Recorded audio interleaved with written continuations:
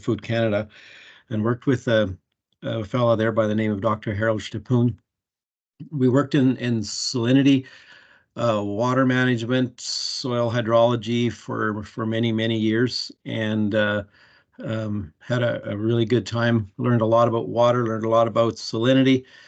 We developed a grass called AC Saltlander, which we're really proud of, and it's really been a good tool for producers to put in their toolbox to fight salinity. So then I retired, and after that I worked with Pioneer Co-op for a few years as an agrologist, and currently I'm working as a grow team advisor with Federated Co-op. My territory is southern Saskatchewan, southern Alberta, and lots of water quality issues there, lots of salinity, and it's kind of just in my wheelhouse, and it's been a lot of fun. Also get to work with a lot of really sharp agronomists and learn stuff every day from many of them. So it's a really good career, and it's been lots of fun.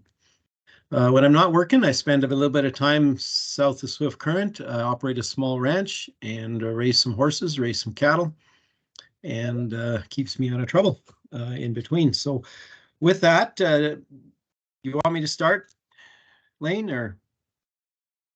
You betcha. Yeah, go ahead, Ken. Okay, so we're talking today about spray water quality. That's the title of the talk, but I'm going to include some stuff at the end on reading a water test and how to decide whether it's good water or bad, and we're going to talk a little bit about livestock water quality as well. And I think most of you, or many of you, will probably have seen parts of this talk. I've given it quite a few times, but it's probably good for a refresher as well. So I'm going to see if I can advance my slides here. All right. I think that's the next one. All right, so but before I talk about water quality, I'm going to talk a little bit about herbicide formulations, because as important as water quality is, fortunately, there is many herbicide formulations which really aren't affected that much by water quality, to a point. And I say to a point because if the water has too many salts, too many total dissolved solids, and too many other issues, it's going to cause other issues with your sprayer and plugging and things like that. So we still have to be cognizant of it. But let's get into the herbicide formulations. This is a really quick overview. It's not an in-depth one by no means, but this will give us a little bit of understanding as we go forward with this presentation. So a herbicide formulation contains, first of all, an active ingredient, and this is the component that's responsible for having the toxic effect on the targeted plant. Herbicide formulations also carry many inert ingredients, and these can be water, petroleum distillates. It can be carriers, which can be water or clay or oil. Herbicides often have adjuvants within them, and these are substances in a herbicide that formulation that will improve herbicidal activity or will improve the application characteristics. And these can be surfactants, stickers, drift retardants, pH adjusters, anti-foaming agents, and others. Surfactants, when added to a herbicide, they reduce the surface tension and thereby increasing its spread.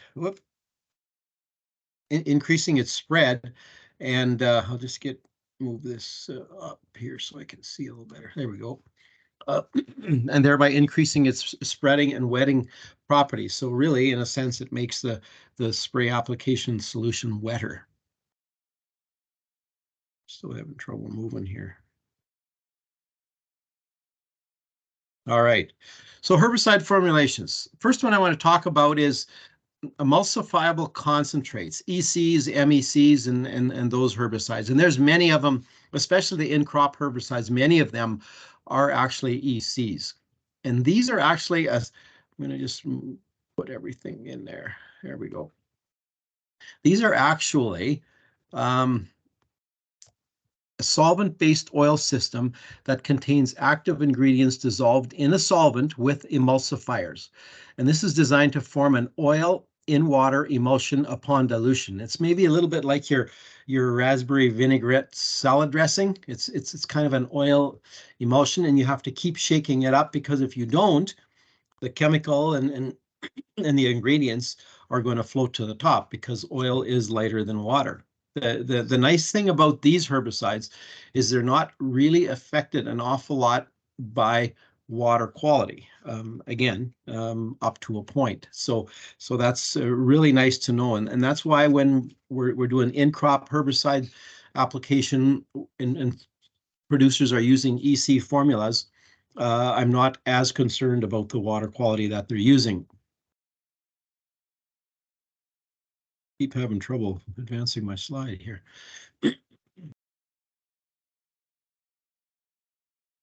So the next one I want to talk about is the solution, soluble liquids, soluble powders.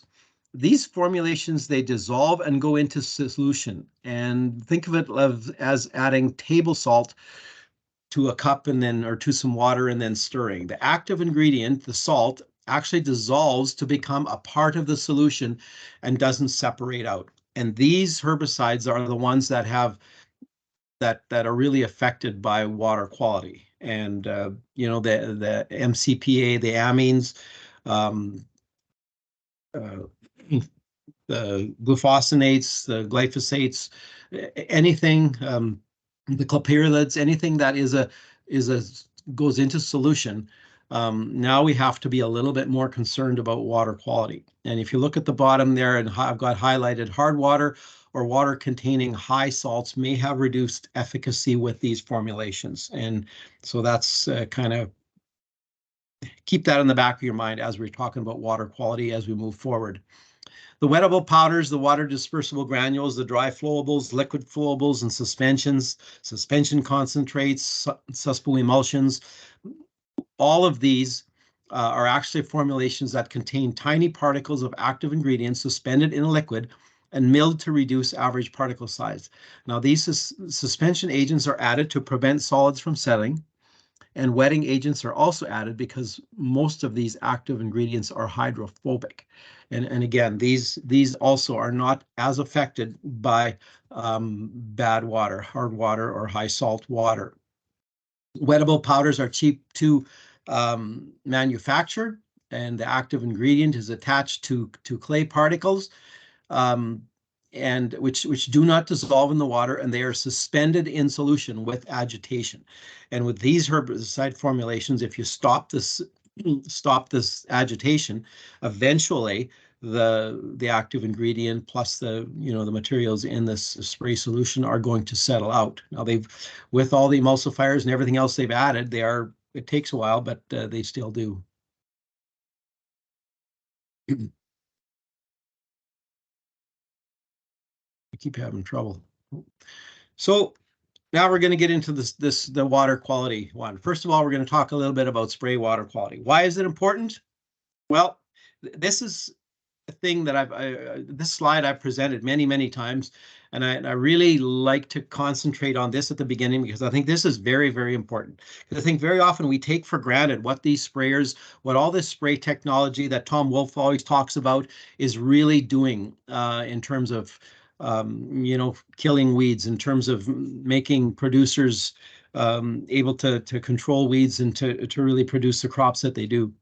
So when we add 10 gallons per acre of water in a square foot, and that black square on the slide represents 1 square foot, and I think most of us know that there's 43,560 of those in an acre. If we're spraying a 10 gallon per acre rate, we are actually only putting 0.8 grams, or less than a milliliter of water on that square foot. Yes, it's being micronized and there's pressure and everything else, and to get uniform coverage, but really that is what we're doing. And so let's say you're doing it on a warm day, you can spray a herbicide till 28 degrees or 27 degrees. It's 25 degrees with a little bit of a breeze. That herbicide has to get on that leaf and has to enter that plant before that little bit of moisture will evaporate and go up into the atmosphere. So there's a lot of things that we're expecting these spray solutions to do. And again, lots of agronomists, lots of chem reps will talk to you about coverage. Well, again, that's very, very important. So now if you're only spraying at 5 gallons per acre, you're actually only putting less than half a milliliter of water on that square foot. And producers and other people will say, well, I only use 5 gallons per acre, but I increase the pressure. Yes, that can help, but the bottom line is you're still only putting less than half a milliliter of water on that square foot of soil. So just something to think about, to keep in the back of your brain as we will go through this water quality thing. Okay, now let's talk about total dissolved solids. Let's talk a little bit about hardness. I was at a producer's yard here a while ago, and I knew he had really, really hard water. This was actually the hardness here was about 2,100 parts per million. Very, very hard water. And I measured the conductivity, it was 3.78. So I thought, you know what, I'm just going to do a little test here. I took a measuring cup of water, I put it over a register, I evaporated the water off, then I scraped the salts out of that cup and put them on it in a spoon, and I weighed it. So in that one measuring cup of water with a conductivity of 3.78 decisiemens per meter, and we're going to go into that in a little bit, what that actually means. That measuring cup contains 0.84 grams of salt in that cup. So now if you transfer that into a spray tank, a 1,200 US gallon spray tank with this water will actually carry more than 16 kilograms of salt in that tank, which is absolutely amazing. And now if you're trying to spray a solution, let's say glyphosate or glufosinate, you're going to have issues. A lot of that is going to get tied up. And especially in this case, because I did some further checking and found out that there's a lot of calcium and magnesium in this water, and really can cause issues when you're trying to spray those solutions. Not sure why my computer keeps freezing up, but all right. So again, this is just showing producer came in without blinking an eye, spent $104,000 on herbicides. And my point and the message that I try to get through to agronomists is producers have no issue spending $100,000, $200,000 or $300,000 on herbicides. Let's at least have a look at their water, and let's at least make sure that that money they're spending on herbicides is getting translated into an optimum or the best weed kill that they can possibly have. So I always try to get that message through to agronomists there as well. So this is what we're going to look at really, really quickly, and I know I'm going to have to get rolling here. So the factors affecting water quality are total dissolved solids, hardness, bicarbonates, pH, suspended solids and organic matter, iron, and water temperature. And in order of importance is basically from 1 to 7. So for the furthest further down we go, the less important some of these effects are, but they can still have an impact. So total dissolved solids, this is the amount of total dissolved salt in the water. And this is typically measured by electrical conductivity, which is a measure of how well that solution conducts electricity. The units usually used are millisiemens per centimeter or decisiemens per meter, and they're actually the same unit. Very often also you'll see microsiemens per centimeter, and basically with that you just move the decimal over. So if you have a conductivity where it says it's a conductivity of 750, well, that is a microsiemen per centimeter is what it is. And it's actually the same as 0.7 in the millisiemens per centimeter or decisiemens per meter. And I hope I haven't confused you with that, but just know that if you've got a really, really high unit number reading, it's probably the same as when we're measuring with millisiemens per centimeter, which is 700 is really the same as 0.7, just a different unit. And so in terms of figuring out the conductivity, and then from there, or knowing the conductivity, and then trying to estimate how many parts per million of total dissolved salts or solids we have in that solution.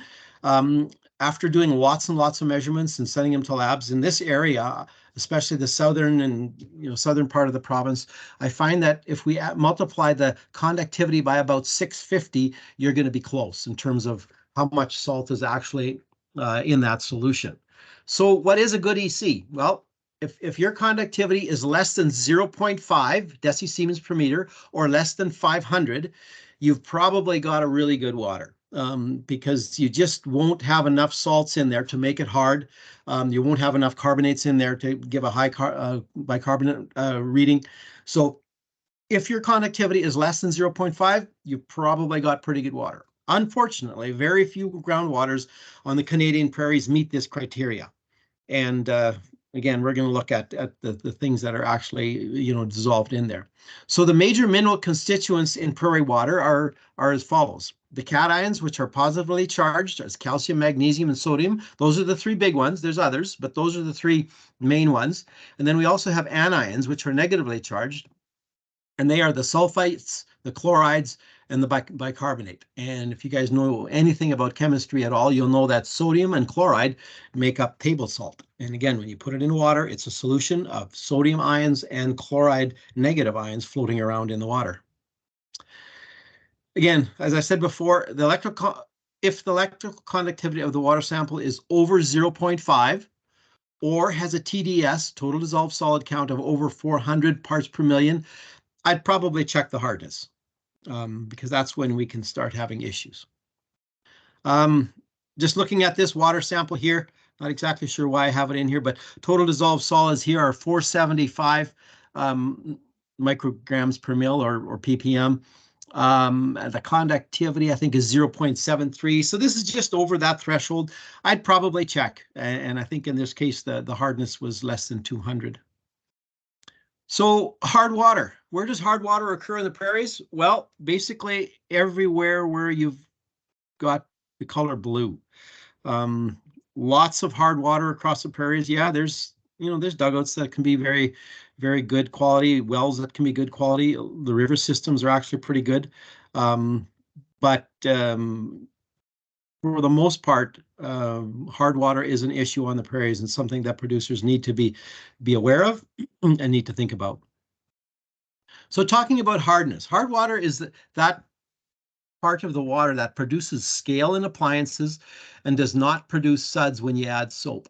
Water hardness is a measure of the total concentration of hard water ions, and these include iron, zinc, magnesium, calcium, sodium, and potassium.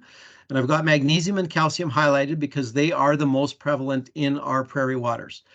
Sodium and potassium are often quite prevalent as well, but since they are just a single charge, they don't have the same power, I guess, to cause issues. And the way one guy explained it to me once, a double charged cation is kind of like, having a big guy with two hands. He grabs something, it's pretty hard to let go.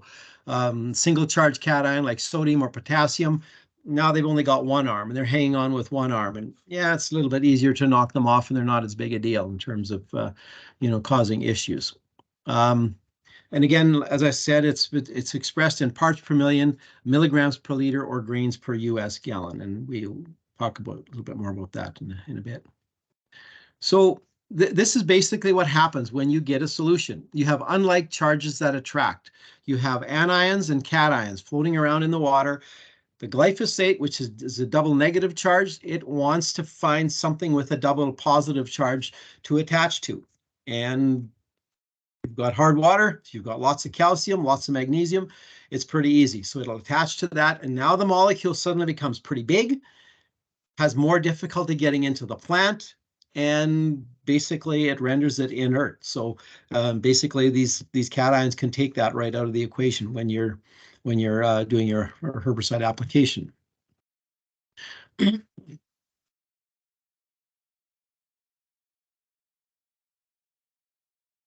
Okay, so hardness affects the efficacy of herbicides when the negatively charged pesticide molecules attach to the positively charged cations, such as magnesium and calcium. The binding of pesticides with these cations now will create molecules that one, they cannot enter the target pest, which is the leaf, or they enter the leaf at a much slower rate, or in some cases, they can even precipitate out of the pesticide solution. And then, of course, that'll clog up your filters and clog up everything else.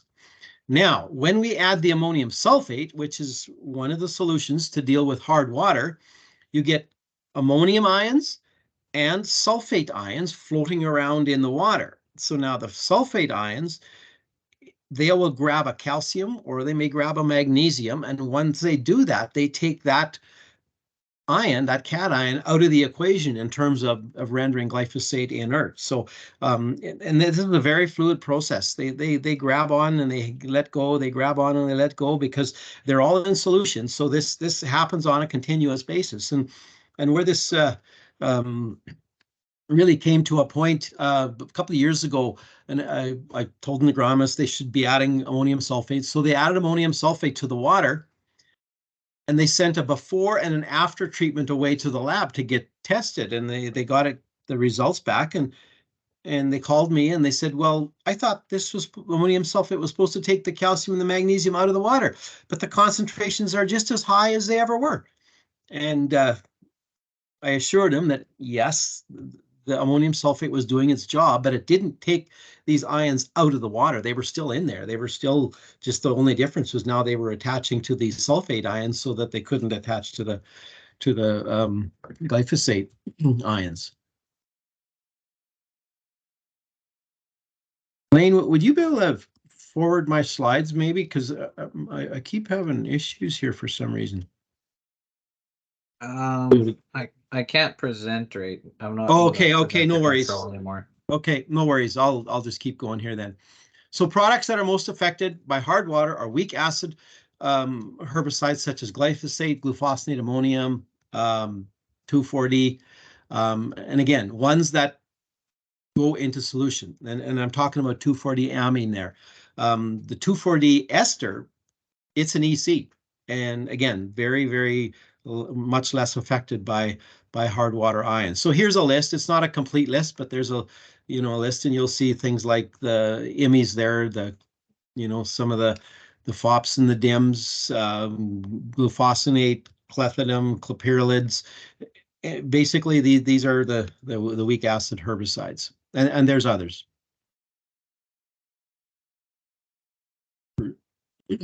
So in this case, water hardness as is 664 parts per million, expressed as a calcium carbonate equivalent. Glyphosate applied at 0.5 liters per acre at 10 gallons per US, per 10 gallons per acre, sorry, would need about 23.6% more herbicide, or an additional 120 mils per acre would have to be used based on a 360 grams per acre formulation to compensate for the hardness. In a 540 formulation, you'd need about 15.6% higher rate of glyphosate to have the same efficacy as if you wouldn't have hard water at all. So that's just an example of what hard water can do. So now you double that to 1,200 parts per million. Now you're having a pretty big impact on your glyphosate. Back when glyphosate was $6 a liter, sure, we'll add another 50%, away we go. But when glyphosate went up to $18, $19 a liter, suddenly that was a big deal. And interest in water quality became much, much more important. So to mitigate the effects of hard water, use the maximum recommended rates of herbicide for the application. Spray the solution immediately after mixing. And to limit the amount of binding with herbicides, specifically glyphosate, use the lowest recommended rate of water. And the reason for that is you got less water, more herbicide, you got less of a chance of those calcium and magnesium ions to tie up the glyphosate. Use a different formulation, a product formulation if possible. In the case of 2,4-D, use ester instead of amine. And also use of a non-ionic surfactant, 1% or 0.1% will help as well. Also, mix ammonium sulfate. In the States, they usually use granular. At least in our neck of the woods here, we use the 40% AMS from Bayer, and it seems to work very well. And it's very compatible with sprayers, very clean product. So if you've your hardness is, say, around that 350 milligrams per liter or 20 grains, add 1% V over V of AMS. If it's over 515 or over 500 milligrams per liter, add 2%. Now, 2% V over V is a pretty large amount of AMS, and a lot of producers say, well, I'm not adding that. Well, get them to add whatever you can get them to add. If it's 1% or 1.5%, it'll help. It'll definitely help versus adding nothing. And if the water hardness is over 700 milligrams per liter or over 40 grains, find another water source. Again, that's not always possible, but if you can, for sure. I had one producer about, hours south of Swift Current. He was constantly, worried about herbicide-resistant weeds, and he said, I just can't get a kill. And one day I was at his yard and I walked by his sprayer, and I saw the salt crystals, dried on the bottom of his nozzles. And I said, have you ever checked your water? And he goes, nope, never have. So we checked the water, and the conductivity was over 5 decisiemens per meter. So that's over 5,000 using the micro Siemens per centimeter. And so to make a long story short, I convinced him to haul water for the spring pre-seed burn-off season that year from town, from Swift Current. So he did, and I told him, instead of using your 1.5 liters of glyphosate like you always do, go with the 3/4 rate. And he had a real hard time doing that, but he did. And he called me back later. He said he never had a better kill. So in his case, it was strictly water that was causing his issues. The lower rate of AMS should be used in crop when daytime temperatures are warm to reduce the potential for leaf burn. And I've seen this happen where really, really big issues of leaf burn under the right conditions with the AMS. And then, of course, I think we all know that, rinse the sprayer thoroughly with clean water to reduce corrosion. Bayer suggests that total water hardness should be below 350 parts per million or 20 grains for the low rate, half-liter rate of equivalent of glyphosate, and below 700 for the higher rates. And we just talked about that. So now let's talk about bicarbonates. This is number 3 on the list, so it can have a pretty big impact. When water containing high levels of bicarbonates but low levels of other ions like chloride or sulfate, it can inhibit the effectiveness of herbicides, most notably achieve the DIMs in group 1 as well as 2,4-D amine, especially when low rates are used.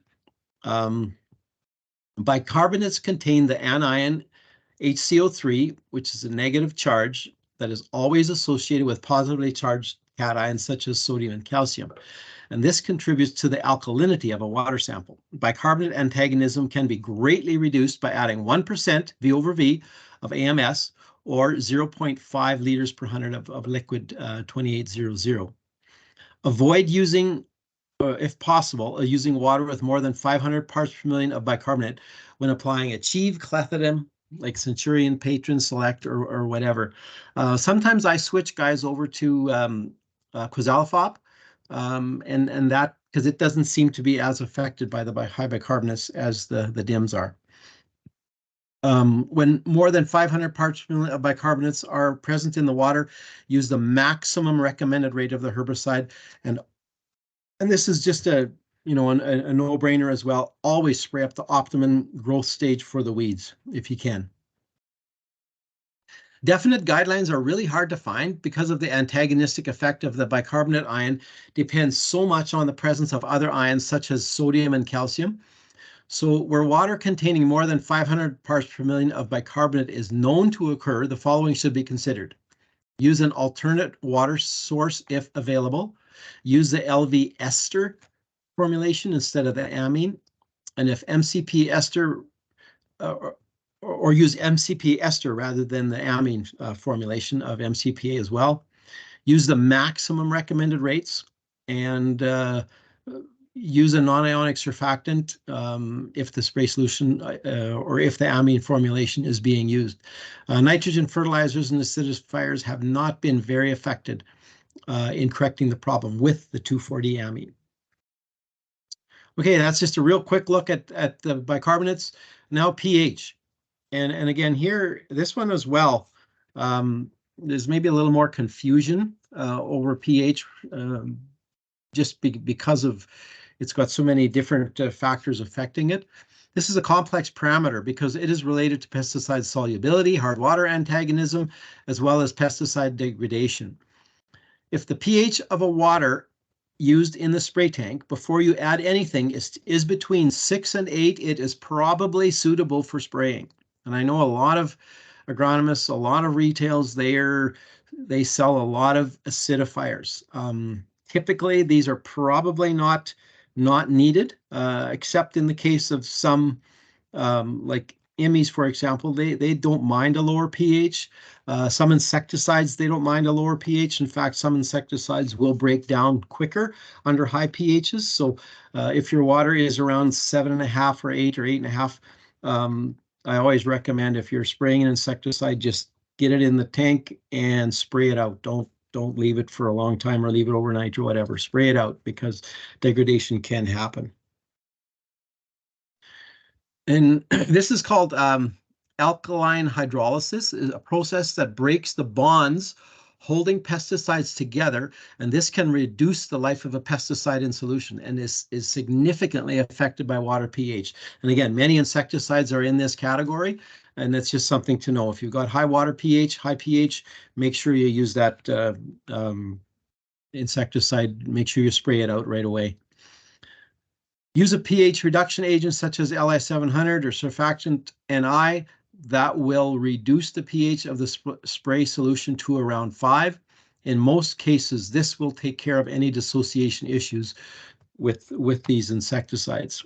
Do not reduce the pH of the spray solution when using sulfonylureas, SU chemistries. SU technology typically needs a higher pH. Lowering the pH too much will allow the product to precipitate out of the solution and will compromise efficacy. And that's why when you're spraying, let's say, a product like DB878, you always put that in first and then put the glyphosate in last, not vice versa. You're going to have problems. Really quickly, suspended solids and organic matter. This is the dirt and the color in the water known to deactivate the following herbicides: diquat, paraquat, glyphosate brands. And I've often seen it on a really dry year when you have lots of dust getting kicked up by the sprayer. This dust can really have an impact on glyphosate. And I often see that next to a dirt road, very much poor herbicide efficacy. And very often this is caused by the dust on the plants. The glyphosate hits it and becomes inert and can't do its job. Having clean water is very important when using these products. So let's talk about iron and manganese for a bit. Iron and manganese can also occur in groundwater in many areas across the prairies, very easily detected because iron rusts out as red, and the black stains they're caused by the manganese, and water containing any of these products or any of these iron or manganese greatly reduces the activity of products, and especially glyphosate. And they can also really cause a lot of issues with nozzle plugging and things like that. So when they are exposed to the air, they can quickly oxidize, producing a precipitate, and this can cause a lot of grief with screens and nozzles. And for these reasons, this kind of water should very seldom, or you shouldn't be using it unless you got really good filtering system. Just one slide on water temperature. Water temperature can affect some herbicides and herbicide formulations. If water temperature is cold, just give yourself time to spend more time mixing and ensure that the proper mixing directions are followed, because as you know, the colder the temperature, the longer many of these chemicals are going to take to mix into the water. So in conclusion, about spray water, test your water, know what's in it. As an agrologist, make sure that you have a hardness test kit around. I have a conductivity pH meter, the one in black at the bottom corner of the screen there. Measures total dissolved solids, measures conductivity, measures pH. With those three measurements and with the hardness kit, I can for sure tell you, what kind of water you've got. And the only thing I want to say about those conductivity meters is make sure you take care of them. They're very sensitive instruments. I've seen some agronomists, some producers, they proudly show me their conductivity meter, and they pull it out of the glove compartment. They've had it sitting there for the whole year and bouncing around in the truck, getting hot in the day and cold at night and whatever. And so I always cringe, because the only thing worse than not having a conductivity meter is having a conductivity meter that gives you the wrong reading. And that can really cause some issues, especially when you're dealing with water quality for livestock. So make sure you know how to calibrate them. If you have any issues with any of that, just give me a call, and we can go over that, and above all, take care of them. So a grower has tested their well and found poor water. Now what? Well, the first step should always be to try and locate a better water source. And if an alternative source isn't available, follow these guidelines. With glyphosate, if you're using glyphosate, avoid water that has high levels of iron, that has hardness issues of over 300 parts per million for the low rates of glyphosate, or over 700 parts per million bicarb for the higher rates. And also avoid water that has suspended solids and organic matter in it. If you're spraying the dim herbicides, avoid bicarbonate levels of over 500. Some chemicals, assert, which isn't very common anymore, or insecticides, avoid water with high pH, or use a pH adjuster. If you're spraying 2,4-diamine, avoid high bicarbonate levels with water over 500. Avoid hard water, diquat, paraquat. Also avoid hard water and suspended silt and organic matter. I didn't finish that slide, it looks like. Just one quick word about using foliar fertilizers. Caution is advised when adding foliar fertilizer specialty products, because what you're doing is you're adding a blend of fertilizer salts combined with associated changes in pH can result in unpredictable interactions with pesticides in water, especially if you're spraying solution herbicides, the weak acids, because many of these micronutrients, they will dissolve in the water and just cause more issues with some of these herbicides as well. So I'd really encourage you to ask for compatibility data, and always do a jar test before you fill up a 1,200-gallon spray tank. I just threw this slide in. Yes, water quality is very important, but just as important is making sure that we're spraying the weeds at the right stage. For example, kochia should be less than 5 centimeters. Russian thistles should be in the early seedling stage. Coverage is crucial. Use lots of water. One year I did a lot of product investigations with octane, and most cases the producers had used 5 gallons of water. They just didn't get good enough coverage for the kochia, plus they had high populations. Also, environmental conditions: avoid spraying after cool nights, especially in the middle of a growing season. Apply when weeds are actively growing. And something that I think is very important is increase applications, increase rates along roadsides, maybe to even 2 passes, just to make sure that you're cutting through some of that dust that gets applied, that happens. So let's get into water quality for livestock. I've just got a few slides here, and it's really not that difficult. There's not a lot of numbers to remember. Typically, I like to see total dissolved solids under 3,000 parts per million for livestock. So if you go use that 650 formula, that's about 4.5 decisiemens per meter. So if it's less than 4.5 decisiemens per meter, or you've got less than 3,000 parts per million of salts in the water, you're probably going to be okay. If it's between 3,000 and 5,000 parts per million, as far as TDS goes, it's probably going to be acceptable. But I would make sure, if my cattle are drinking out of a dugout with that level of salts, I would be checking that every week or every 2 weeks, especially under hot, dry conditions, because it can really change. And here's an example. Talking to a producer a few years ago, he was going to grow strawberries. He had a big dugout with huge surface area. And he said, this is what I'm going to use. So, I knew strawberries are very sensitive to salt. So I said, well, let's check your water and let's see what the salt level are. This is early spring, had lots of snow. Conductivity was about 0.4 decisiemens per meter, 0.4. So it was almost like distilled water. However, that dugout must have had a spring with some harder water coming into it, coupled with a really hot, dry season. He planted his strawberries, called me the end of August, and wondered why all of his strawberries were dying. So we checked the conductivity. By now, the dugout was less than half of what it had been in the spring. We checked the conductivity of the dugout. It had risen to about, I think it was a conductivity of 7. Very, very salty. Way too salty to grow strawberries. And that kind of ended his experiment. But it's just the point I want to make with that is dugouts can really change in a big hurry, and just make sure, especially hot, dry conditions, if your water already has some salts in it, that you're checking that on a regular basis, because the alternative to not checking is losing cattle, and we don't want that. So if you're over 5,000, now it's poor quality water. If you've got young cattle that are relying on that, they're gonna have issues. The hair coat's gonna be rough.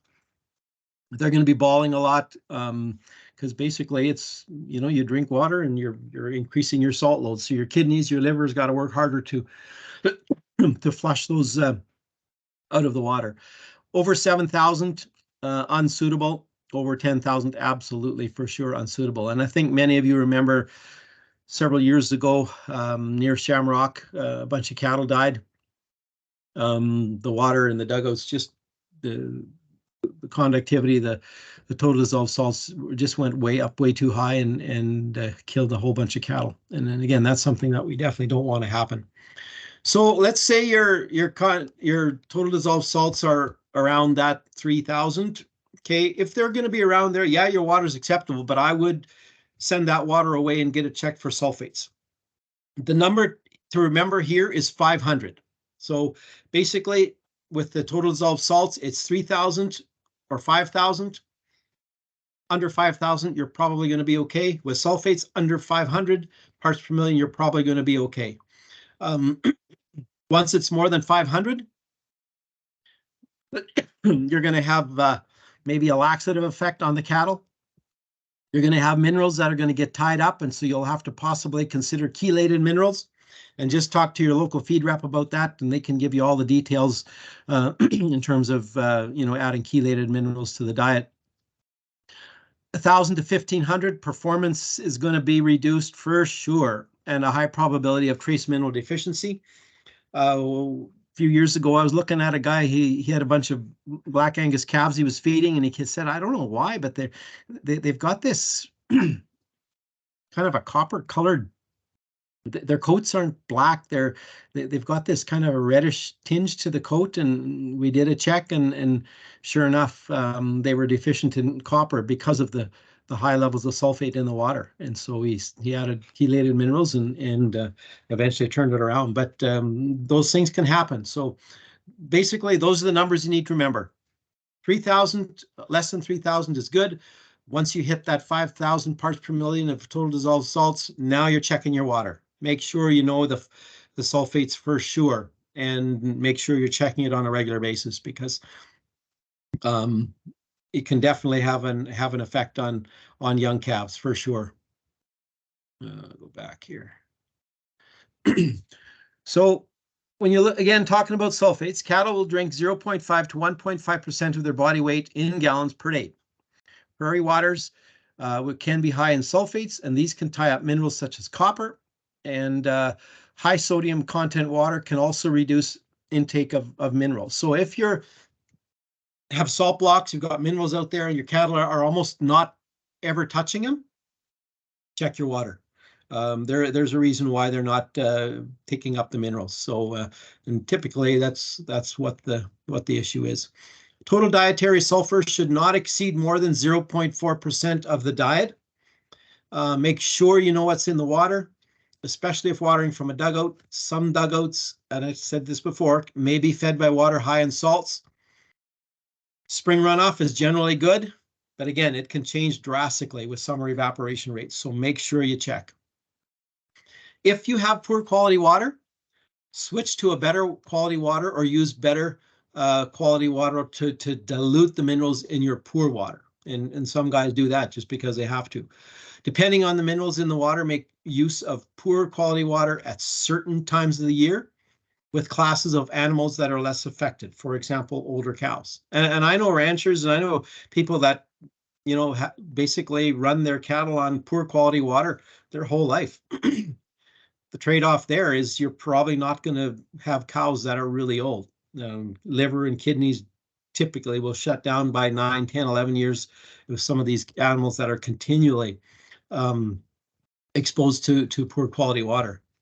Make use of the Farm and Ranch Water Infrastructure Program to help with pasture pipelines, new water infrastructure, wells or dugouts, or expanding existing dugouts of known good water. There's lots of programs, and they seem to be changing every few years, especially in Saskatchewan. Lots of really good programs available to make sure that you can improve your water. And then finally, if you don't remember anything from this presentation, and I know by now I've got some people that are fast asleep. I know that because I fully realize this isn't the most interesting topic that a person can talk about. Test your water. Make sure you test your water. Okay, switching gears a bit, let's just look at some water samples here. This one was sent in from north of Regina. I covered up the producer's name, just in case they're on the call. So when I see a water quality test, this is the first thing I look for, whether it's spray water quality or for livestock. First number I automatically go to is the conductivity reading, 899, okay? So in terms of decisiemens per meter, it's 0.899 or about 0.9. So it's under 1, so it's not bad. But it's over 500, so now I want to know how hard the water is. Okay, so you go total hardness. Again, it's a calculated number, and you know I could show you how to do that, but then for sure you'll be asleep. So this calculated number is 369. So it's over that 300. So I'd probably add some ammonium sulfate if I'm spraying glyphosate or glufosinate or whatever, or especially if I'm doing pre-seed burn-off, I'd probably add some ammonium sulfate there just to negate some of the effects of that hard water. Okay, pH 8.2. That's the next thing I look at. 8.2. It's a little bit high. The thing to remember there about pH is a pH of 8 is 10 times more acidic, or sorry, more basic than a pH of 7. It's 100 times more basic than a pH of 6. So this is a logarithmic scale. So we're not just talking, you know, one order of magnitude here. We're talking 10 or 100 orders of magnitude. So just know that 8.2 is getting pretty basic already. But in most cases, especially when you add the glyphosate, you're going to reduce the pH probably to 4 anyway, depending on the buffering capacity. So it's not something that I would really worry about, but just something that I like to know. So 8.2, yes, we're getting a little bit higher already. Then I look at the bicarbonate levels. Bicarbonate on this test is 165. Not bad. Probably not going to affect any of the DIMs very much, or the IMIs. It's probably going to be okay. Then I look at sulfate, just in case the guy's going to be watering cattle or whatever. 307, not bad. At 500, you start worrying about it, but 307 is okay. So all in all, this is pretty good water. I might add some AMS when I'm spraying and doing the pre-seed burn-off, but otherwise it's pretty decent water. Let's go on to the next one. This one was taken from Landis, Saskatchewan. Now a little bit poorer quality. You look at the conductivity, 1316 microsiemens per centimeter, or 1.32 decisiemens per meter. Okay, we got a few more salts in here. So over 0.5. Okay, let's look at the hardness. Hardness is 758. So when you're doing glyphosate or a solution herbicide, if other water would be available, I would probably recommend that you use different water for those applications. If not, using a high rate of ammonium sulfate, like up to that 2%, would not be a bad idea. And again, if the producer says absolutely not, I'm not putting in that much ammonium sulfate into my spray tank, okay, then get him to put in as much as he will. Something I should mention about that, make sure that you put that ammonium sulfate in first and that you give it time to mix and give it time to do its job before you add the other constituents of your spray solution. Talked to a few guys that they proudly announced, yeah, I put in 6 jugs of ammonium sulfate. When did you put it in? Well, I actually put it in last. Well, then you're kind of defeating the whole purpose of using it. So make sure that you put that ammonium sulfate in first. All right, so it's hard water. We've established that. Okay, let's look at the bicarbonates. 0. Or 307. The carbonate is 0. 307. All right, again, it's could have some issues, but it's not bad. His biggest issue in this case is the hardness of the water. Then I go to the pH, again, 8.3. It's up there. It's something to put in the back of your brain. Now I found out he's got cattle. I go down to the, looking at the conductivity, 1.316. Total dissolved salts. It's not even on with this lab. They didn't even measure it, but but you can figure that out. So 13.6 1.31. So it'll be 1.316 times 650 is about 855. Say about 1,000 parts per million of TDS. That's not bad.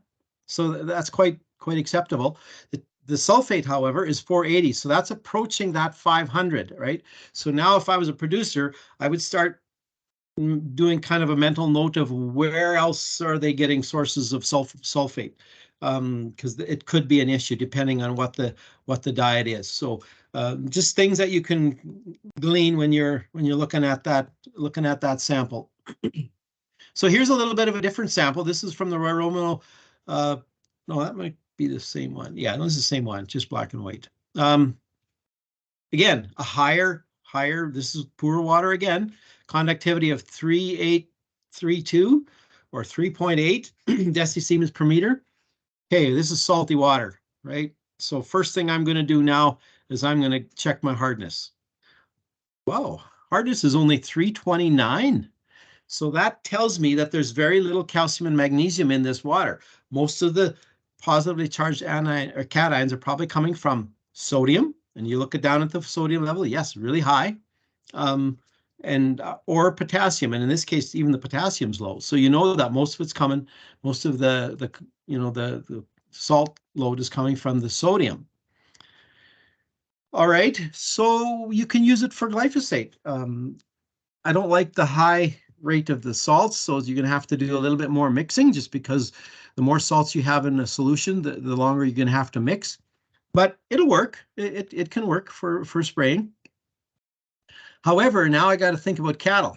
Over 3,000. It's just about, or 3.8, sorry. So you multiply that or divide that by 3. So we got a TDS of 2,500 to 3,000 on here, okay? Again, probably okay, but we better check it. In fact, here the total dissolved solids is 3,028, over 3,000, okay? So now we go down to the sulfate. Total dissolved sulfates is 1,058. Okay, huge red flag. Young cattle for sure are going to be affected. Do you have another water source? Because you for sure are going to have to start checking to see where the dietary sulfur is coming from, or sulfate is coming from in a cattle or livestock's diet, because those are high numbers. All right. So again, remember the 500, it's over 500. Now we keep checking. All right. I think I got one more here. This one is, again, pretty good water. Look at the conductivity, 0.73. Look at the total dissolved solids, 475. Pretty good water. Really not bad. Hardness of 244. That tells me of the salts in that water, most of them come from the calcium and magnesium, probably sulfate or Where's the bicarbonate level? I don't have that on this one, but again, 0.73. I'd probably check it, but it's going to be pretty good. It's going to be pretty good water. Oh yeah, this is that same sample, I think. Yeah, bicarbonate's at 106, really low. And you just don't have enough salts to cause issues at 0.73 decisiemens per meter. All right. So there's that. So in conclusion, a word about sloughs and dugouts. Water from these sources, and I've said this before, is highly variable between locations and also throughout the growing season. If water is surrounded by white during the summer months and not much is growing in it, probably don't use it. I was talking to one farmer one time. He says, yeah, I have 2 dugouts. One is so weedy and there's algae and there's everything in it, and it keeps clogging up my pump. So I don't use it. I use my other dugout. There's nothing ever growing in there. And sure enough, we measured it. The salts were high, hardness was high, just not good water to be using. So I usually tell guys, if you've got a dugout that's really dirty, lots of plant material growing in it, it's probably pretty good water. I'd get a filtering system and I'd probably use that water for spraying because you know that it's probably pretty good quality. However, any dugout, it's best to check your water quality before each spray operation. And that's, that's just a given. Another conclusion, stay out of sloughs, obviously. And one professor once told me that if you wouldn't mix your spray water in your drink, you probably shouldn't use it in your sprayer, which, especially with solutions, is definitely an issue. I feel like I went through it really quickly, but is there any questions at all?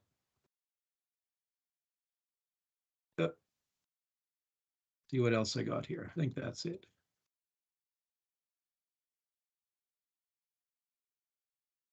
We did have some comments, some lots of good information. So we will be sharing this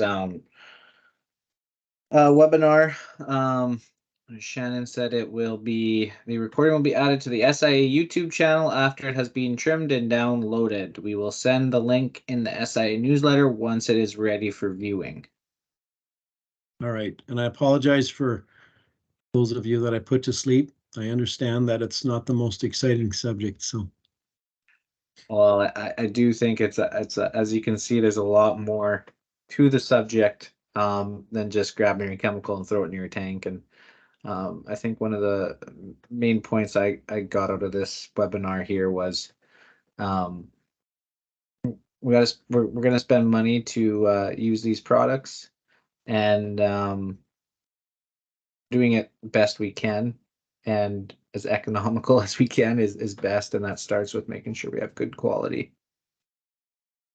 Yeah, it's just knowing what kind of water you're putting in your tank, or even with your livestock. We do spend so much money on herbicide products, in crop spraying, and whatever, and just knowing. Maybe you can't do anything about it, but just knowing what you've got can really make a big difference. You betcha.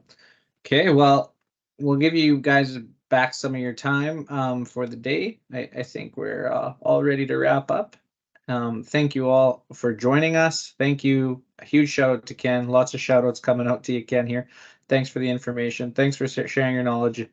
Excellent presentation. Thank you. You had a lot of people listening, and I'm sure a lot of agronomists and agrologists are going back to start thinking about the new year here and spraying and livestock water quality. So thank you, Ken, and enjoy the rest of your week, everybody. All right. Thank you, everybody.